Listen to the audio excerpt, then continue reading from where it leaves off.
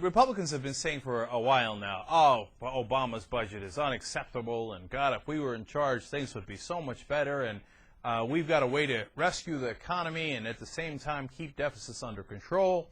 And Obama challenged them, which was very smart politically, and said, hey, you know what, then show me what you got. Why don't you show me what your budget would be? So the Republicans said, oh, yeah, we got one, man. It's coming out. Yeah, you messed up. Here we come. And today they did a press conference with a lot of, anticipation and hype, etc. John Boehner was there. Apparently it was Representative Spence's idea, and he really wanted to do it. Eric Cantor was there. They were all there, right? And they come out, and they say, all right, this is our bold proposal. And it's got nothing in it. Okay, now it has two things. One is absolutely nothing, okay, other than one statement, which I'm going to explain in a second. So does it have budget numbers? No. Does it have deficit projections? No. Does it have any projections? Tax projections, revenue projections, spending projections? Nothing. Does it have line by line? Does it have defense? Does it have taxes? Does it have welfare? Does it have stimulus? No, it has none of that. So their big proposal, and in essence, is a big fat zero. But it did have one thing, and one thing only. Now, it's the Republicans. Can you guess what it was? 2 words. Tax cuts. I mean, this is just pathetic. So their big idea for solving the economy was, well, people making over $100,000, their taxes should be cut from 35% to 25%.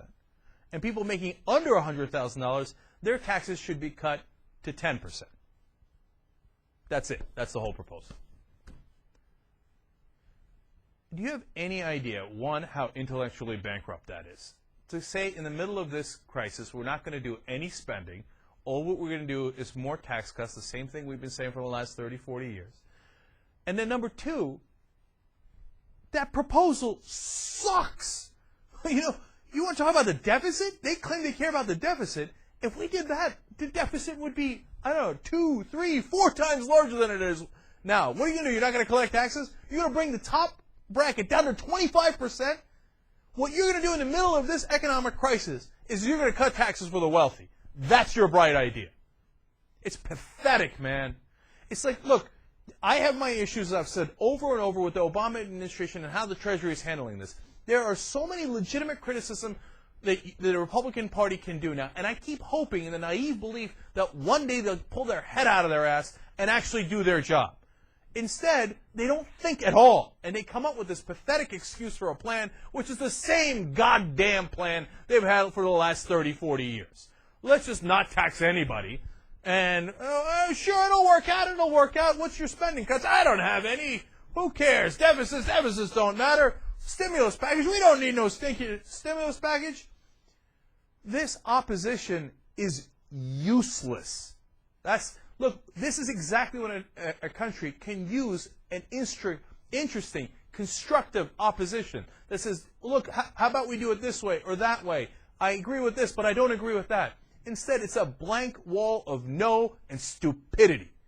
I look at these Republicans and I think, what's your point, man? Why do you even exist? If you're going to be so goddamn stupid and you're not going to give the American people any option but to vote for Democrats, you're not just hurting yourself, you're hurting the country.